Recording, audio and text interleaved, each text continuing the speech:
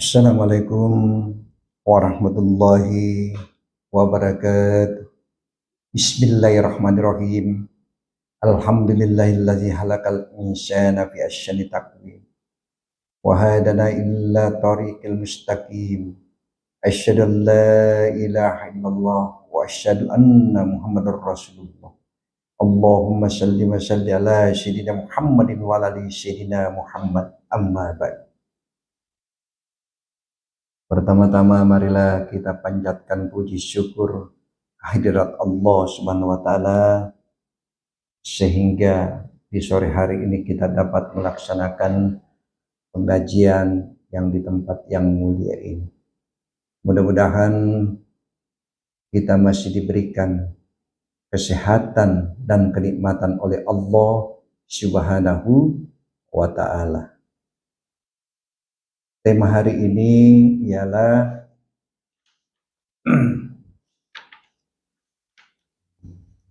keistimewaan sholat. Kemarin kita sudah membicarakan sesi yang pertama, lalu kemudian kita lanjutkan sesi yang kedua.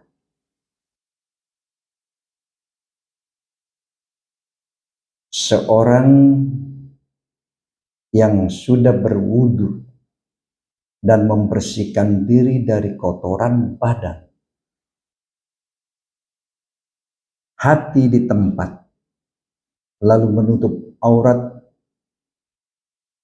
dari pusar hingga mulut. Hendaknya kita berdiri tetap menghadap ke arah kiblat dan agak merenggangkan kedua kaki.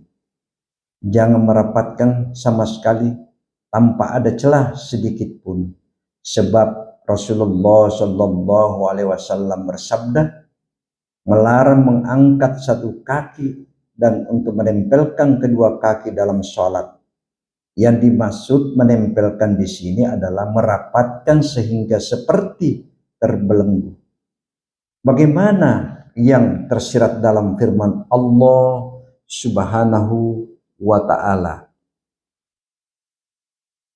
Allah berfirman, wa akharina muqarranina fil asfad, dan setan yang lain terikat dalam belenggu. Ini kalau kita menggambarkan bahwa betapa besarnya nilai-nilai iman kita kepada Allah dapat melaksanakan perintah sholat. Lalu kemudian orang yang sholat hendaknya agak menunduk kepala, mengarahkan pandangannya ke tempat sujud dan menghadirkan niatnya. Karena kita melaksanakan sholat itu, kita berserah diri kepada Allah. Begitu kita mengangkat tangan kita, lalu kemudian kita mengucapkan Allahu Akbar, kita seakan-akan tidak ada lagi. Kita semua pasrahkan diri kita kepada Allah Subhanahu wa ta'ala. Setelah itu, tidak mengapa jika membaca surat An-Nas sebagai doa memohon perlindungan dari gangguan setan, selalu berniat untuk menghadirkan sholat. Misalnya sholat zuhur dengan mengucapkan aku berniat melaksanakan sholat zuhur karena Allah Ta'ala. Ini kan sebuah memberikan suatu motivasi yang sangat besar. Bagaimana pola sistem kita melaksanakan ibadah sholat. Karena lafal niat seperti ini untuk membedakannya dengan lafal aku berniat sholat adha, atau untuk membedakannya antara niat sholat zuhur dengan sholat asar, ataupun membedakannya antara sholat fardu dengan sholat sunnah, hendaknya kita berupaya tetap mempertahankan niatnya tersebut hingga akhirnya kita harus bertakbir. Lalu kemudian saat kita mengangkat tangan, posisi kedua telapak tangan paralel dengan pundak sehingga ibu jari tangan dekat dengan daun telinga. Dan ujung jari lainnya sejajar dengan telinga bagian di atas. Hal ini dasarnya pada berbagai nas yang ada. Selain itu hendaknya jari-jari tangan tidak terlalu rapat dan tidak pula terlalu direnggangkan. Saat bertakbir sambil mengangkat tangan harus disertai dengan menghadirkan niat dalam hati kita. Pada saat bersedekap dengan tangan kanan diletakkan di atas tangan kiri dalam posisi tepat berada di atas pusar dan di bawah dada, sehingga seakan-akan tangan kanan yang ditahan dan sangka jari telunjuk dan jari tangan dibentangkan di atas lengan tangan kiri. Lalu kemudian mulailah kita membaca iktidal, pembukaan, sebaiknya dibaca secara beriringan setelah mengucapkan Allahu Akbar. Ya. Lalu kemudian kita mendengarkan bahwa setelah kita mengucapkan lalu kita bermohon, Allah Maha Besar, segala puji baginya, aku ucapkan Maha Suci Allah di waktu pagi dan petang. Aku hadapkan wajahku kepada Zat yang menciptakan langit dan bumi dalam kondisi hati yang lurus dan sebagai muslim, dan aku tidak akan termasuk golongan orang-orang musyrik. Lalu kemudian kita mengangkat tangan lagi, kita berdoa, Maha Suci Engkau ya Allah, segala puji bagimu, Maha suci namamu, maha tinggi kekuasaanmu, dan tiada Tuhan selain dirimu. Ini kalau kita menyadari hal-hal seperti itu. Karena setiap kita melaksanakan sholat, kita selalu bermunajat, berdoa kepada Allah Subhanahu wa Ta'ala. Setelah kita berdoa, lalu kemudian kita berlindung kepada Allah dari godaan setan yang terkutuk. Lalu mulai membaca surat Al-Fatihah dengan bacaan yang sangat sempurna, baik dalam tajwid maupun makhrajai al-huruf. Tempat keluarnya huruf harus berupaya membedakan bunyi antara satu huruf dengan huruf yang lain. Misalnya huruf dal dengan sa, kemudian mengucapkan amin dengan suara yang agak panjang, namun hendaknya tidak menyambung langsung bagi akhir surat Al-Fatihah dengan ucapan amin. Ini kalau kita melakukan suatu doa setelah kita melaksanakan sholat. Ya. Kenapa surat yang dibaca sholat subuh adalah surat yang panjang? Sebaiknya pada sholat maghrib bacalah surat-surat yang pendek. Sementara pada sholat-sholat lainnya bacalah surat yang panjang, kurang lebih seperti surat Al-Buruj. Namun untuk sholat subuh yang dilakukan dalam perjalanan safar, cukup membaca surat Al-Kafirun dan Al-Ikhlas. Demikian pula pada sholat sunnah fajar, 2 rakaat sebelum sholat subuh, sunnah tawaf, sunnah tahiyatul masjid, dan sholat sunnah lainnya. Ini banyak. Kita harus melakukan suatu tata cara untuk melaksanakan sholat. Dan kemudian dengan tata cara kita melakukan ruku. Lalu kemudian selesai membaca bacaan di atas, selanjutnya ruku ketiga. Ruku ada beberapa hal yang harus diperhatikan, yaitu bertakbir untuk ruku, seraya mengangkat kedua tangan disertai bacaan takbir yang dipanjangkan hingga rukunya sempurna. Saat rukuk kedua, tangan diletakkan di atas kedua lutut, jari-jari dibentangkan sambil ke arah ke betis. Kedua, lutut ditegakkan dan punggung diluruskan sehingga posisi dengan leher dan kepala nampak rata.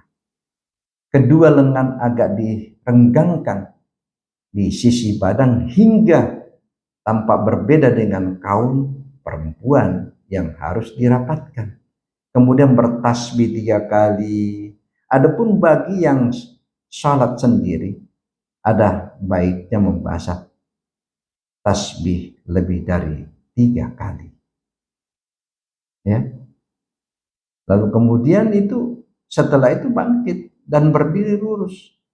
Lalu kita akan membaca Samiallahu liman hamidah. Lalu kita berdoa, ya Rabb, segala puji memenuhi seantero langit dan bumi, serta memenuhi segala apa yang Engkau kehendaki. Selain itu adalah milik-Mu. Lalu kemudian kita berdiri, setelah itu ruku. Tidak boleh terlalu lama kecuali saat sholat subuh karena membaca doa qunut.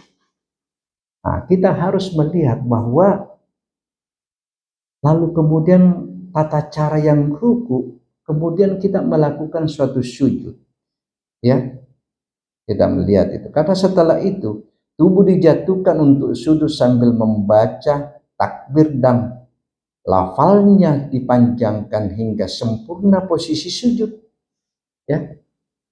Kedua lutut, dahi, dan kedua telapak tangan dalam kondisi dibuka diletakkan ke permukaan tanah.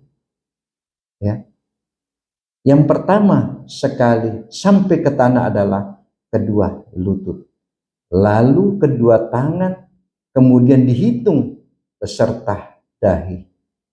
Ya, kita melihat kemudian misalnya hidung kita, ya, kedua tangan kemudian hidung beserta dahi. Ya, bagi laki-laki kedua siku agak direnggangkan dari kedua sisi badan sehingga posisi berbeda dengan posisi yang perempuan, karena berbeda. Kita laki-laki dengan perempuan posisi kita sangat berbeda. Begitu pula dengan kedua kaki, untuk lelaki harusnya agak direnggangkan sehingga berbeda dengan posisi kaum perempuan. Kedua tangan yang diletakkan di atas sejajar dengan kedua pundak jari-jari. Tangan jangan direnggangkan dan kedua lengan tidak boleh dibentangkan di atas tanah seperti anjing yang membentangkan kedua kakinya pada saat posisi setelah jongkok, sebab itu seperti itu yang sangat dilarang. Lalu kemudian saat kita sujud, bacalah dengan subhana rabbikal ala, maha suci Allah yang maha tinggi, sebanyak 3 kali. Namun saat sholat sendiri boleh membaca lebih dari 3 kali. Ini tata cara mulai dari ruku sampai sujud. Kita harus benar-benar memperhatikan itu. Kemudian bangkit dari sujud sambil bertakbir, lalu duduk dengan tenang di atas kaki kiri, sedangkan telapak kaki kanan ditegakkan. Kedua tangan diletakkan di atas kedua paha, namun tidak harus menempelkannya seraya. Lalu kita membaca doa, ya Allah, ampunilah aku, sayangilah aku, karuniakanlah rezeki kepadaku, berikanlah petunjuk kepadaku, kasihanilah aku, dan maafkanlah aku. Coba berapa hal yang kita harus melakukan suatu doa setelah kita habis melaksanakan ibadah sholat. Ya. Lalu kemudian kita melihat bahwa sujud lagi untuk kedua kali seperti pada sujud pertama tadi yang saya katakan. Setelah itu bangkit dan duduk sejenak, ya. Itu yang kita harus melihat, bahwa posisi bagaimana supaya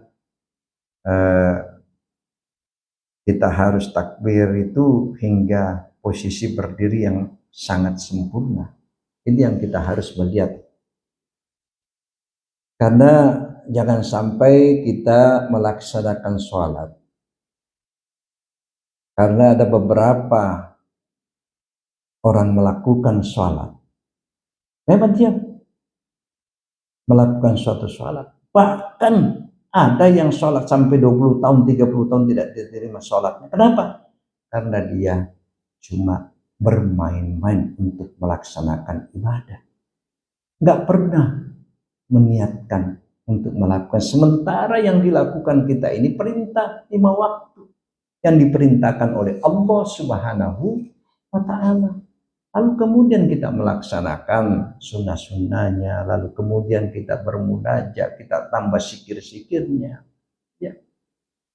Lalu kemudian kita melakukan suatu sholat malam, melaksanakan sholat tahajud, ya. Wa minal laili fatahajjab, kita melaksanakan sholat tahajud di kenyang malam. Kenapa? Karena di saat malam orang semua lagi tidur, kita bermunajat di tengah malam menghadap kepada Allah Subhanahu wa Ta'ala. Dan kita tidak terasa dengan air mata yang keluar. Begitu besarnya niat kita melaksanakan ibadah sholat tahajud. Kita bermunajat kepada Allah. Tidak ada daya dan kekuatan. Kemana lagi kita minta pertolongan kecuali kepada Allah Subhanahu wa Ta'ala. Lalu kemudian kita melaksanakan tasyahud misalnya di rakaat kedua. Pada saat tasyahud pertama, posisi kedudukan adalah bagian pantat diletakkan di atas kaki kiri. Kaki kiri lalu kemudian menjadi alas, ya. Lalu membaca salawat pada Rasulullah Sallallahu Alaihi Wasallam sambil tangan kanan dikepalkan kecuali jari telunjuk dibentuk dalam posisi yang sedang menunjuk saat mengucapkan, ya. Sementara pada tasyahud akhir bacaan yang disempurnakan dengan doa yang surat dianjurkan berasal dari Nabi dengan posisi duduk di atas pangkal paha kiri. Setelah itu selesai, kita membaca doa tasyahud, ucapkanlah Assalamualaikum warahmatullahi, seraya memperoleh ke arah kanan. Sebatas ia dapat memperoleh ke kiri dengan niat keluar dari melaksanakan sholat. Saat mengucapkan salam, hendaknya niatkan untuk para malaikat dan kaum muslimin, ya, yang ada di sisi kanan dan kiri, namun jangan diperpanjang suara salam. Karena kenapa kita melihat, ya, kan untuk melakukan membedakan yang fardu dengan yang sunnah. Perbuatan yang termasuk fardu salat sebagaimana yang telah disebutkan sebelumnya berjumlah 12, yaitu niat takbiratul ihram, berdiri, membaca Al-Fatihah, membungkukkan saat ruku hingga kedua tangan menyentuh kedua lutut, disertai dengan tumanina, berdiam sejenak, lalu kemudian iktidal saat bangkit dari rukuk sujud dengan tumanina, duduk sejenak, tegak sesudah sujud dan duduk. Tasyahud akhir membaca doa tasyahud akhir bersalawat kepada Rasulullah Sallallahu Alaihi Wasallam. Ini kita melihat satu gambaran yang diberikan oleh Allah Subhanahu wa Ta'ala. Karena syarat-syarat amalan hati dalam salat, di antara syarat-syarat amalan hati dalam salat batin adalah khusyuk, ya. Sebab kalau kita melihat bahwa Rasulullah Sallallahu Alaihi Wasallam berfirman, dirikanlah salat untuk mengingat aku. Kalau kita melihat satu gambaran yang diberikan oleh Allah Subhanahu wa taala, bagaimana kita harus selalu melaksanakan sholat, dan itu perintah Allah yang diberikan kepada kita. Lalu kemudian Rasulullah SAW bersabda, banyak orang yang mendirikan sholat, tetapi hasilnya hanya payah dan lelah. Ya, banyak orang melaksanakan, betul dia melaksanakan sholat, tapi kita tidak tahu rahasia di belakang itu. Saya pernah waktu itu saya mengadakan ceramah. Lalu di samping saya itu ada seorang anak muda yang sholat. Saya berpikir ini kok sholatnya, sholat sunnahnya itu mungkin ada 2, 3, apa 5 detik, nggak tahu. Naik turun, saya kadang-kadang diam aja lihat. Nah, disinilah kita kadang-kadang bagaimana yang saya katakan tadi, setiap kita melaksanakan suatu ibadah, berhadapan, kita hadapkan diri kita kepada Allah, kita semua pasrahkan diri kepada Allah, seakan-akan kita sudah tidak ada lagi, semua kita serahkan. Nah, kenapa? Karena dari awal kan niat kita ini untuk beribadah, ya, beribadah, dan itu memang sangat dianjurkan karena ini perintah Allah untuk dilakukan. Makanya perlu kita ada kehati-hatian bagaimana benar-benar itu kita tanamkan nilai-nilai iman kita untuk dapat melaksanakan sholat. Dan jangan main-main loh, namanya sholat. Hati-hati.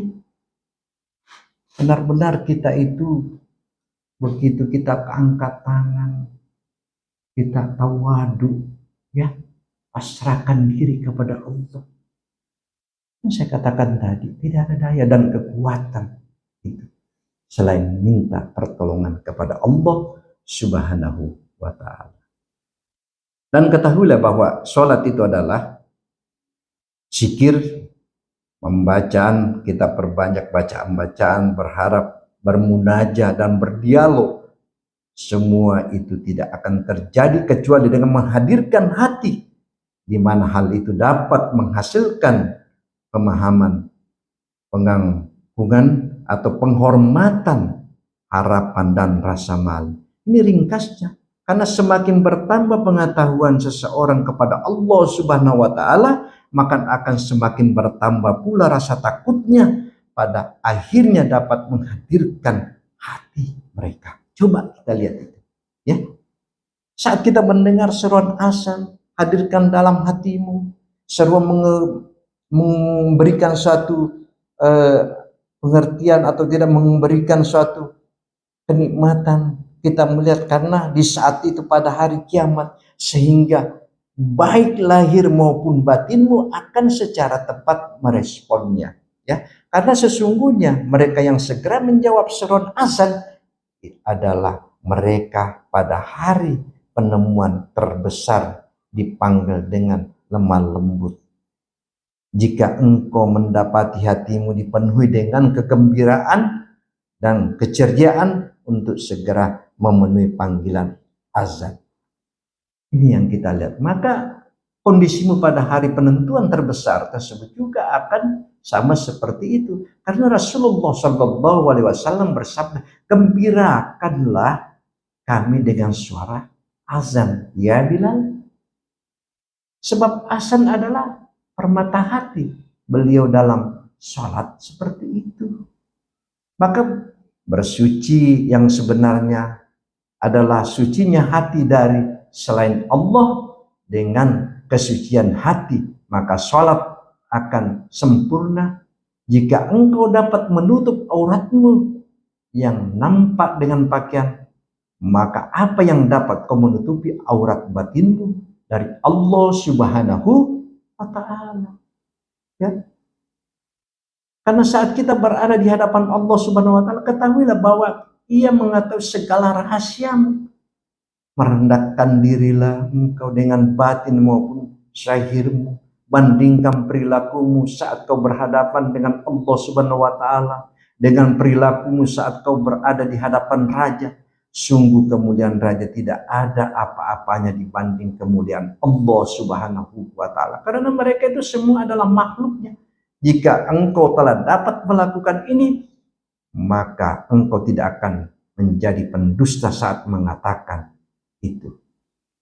Lalu kemudian kalau kita melihat wajah tuh, wajah ya, aku hadapkan wajahmu, dan saat mengucapkan hanifan musliman wa ma ana minal musyrikin, dalam kondisi hati yang lurus dan sebagai muslim, dan aku tidak akan termasuk golongan orang-orang yang musyrik.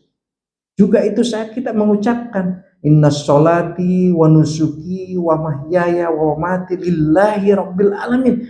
Sesungguhnya sholatku, ibadahku, hidupku dan matiku hanyalah untuk Allah Subhanahu wa ta'ala. Kita harus perhatikanlah, jangan sampai kita bacaan ini ya engkau dustakan karena dapat menjadi penyebab kehancuran. Ingat, selalu kebesaran dan keagungan Allah Subhanahu wa ta'ala di saat engkau ruku dan sujud. Pahamilah itu dan ketahuilah betapa kecilnya dirimu di hadapannya. Dengan rahmatnya ia akan menjadikanmu sebagai manusia yang layak untuk bermunajat kepadanya. Maka janganlah etika dan kehadiran hatimu saat kau berada di hadapan Allah Subhanahu wa ta'ala.